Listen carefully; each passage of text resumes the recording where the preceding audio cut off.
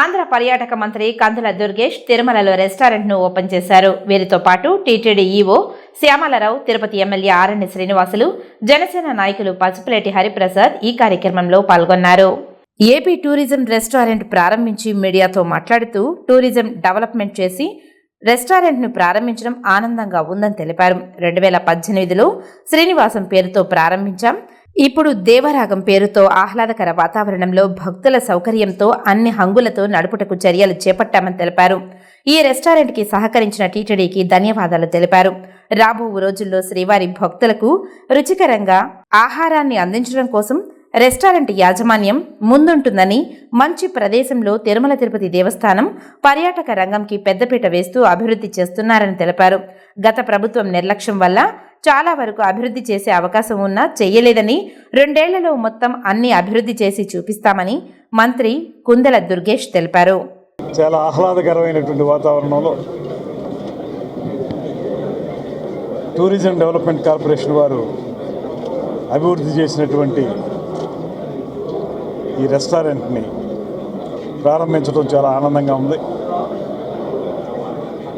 Andhra Pradesh tourism development corporation ఇవాళ రాష్ట్రంలో రమారమి 40 హోటల్స్ని అత్యద్భుతంగా నిర్వహిస్తున్నటువంటి నేపథ్యంలో తిరుమల కొండ మీద తిరుమల తిరుపతి దేవస్థానం వారి యొక్క సౌజన్యంతో 2018లోనే శ్రీనివాసం అనేటువంటి రెస్టారెంట్ని ప్రారంభించి ఇవాళ వరకు కూడా అది చాలా అద్భుతంగా నడుస్తూ ఉంది.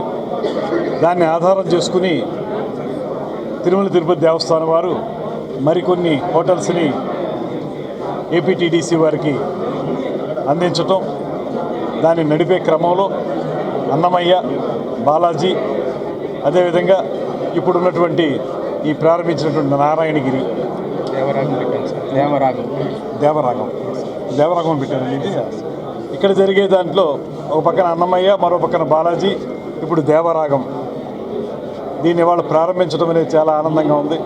మీరందరూ ఇప్పటికే చూశారు, విశాలమైనటువంటి ప్రాంగణంలో ఒక అద్భుతమైనటువంటి యాంబియన్స్ తోటి ఈ రెస్టారెంట్ని ప్రారంభించడం జరుగుతుంది. దీని ద్వారా తిరుమలకు వచ్చేటువంటి భక్తులకి సౌకర్యవంతమైనటువంటి ప్రదేశంలో డైనింగ్ ఫెసిలిటీస్ కల్పించడం, దాంతోపాటు శుభ్రతకి చాలా ప్రాధాన్యత ఇచ్చి శుచిగా, రుచిగా 2 రకాలుగా కూడా ఉండే విధంగా ఇప్పటి వరకు ఉన్నటువంటి మాకున్నటువంటి నేపథ్యం, మేము నడిపినటువంటి హోటల్స్ యొక్క అనుభవం, వాటన్నిటినీ దృష్టిలో పెట్టుకుని ఈ దేవరాగాన్ని కూడా అద్భుతమైనటువంటి రాగంగా మలచడానికి మేమందరం కృషి చేస్తూ ఉన్నాం.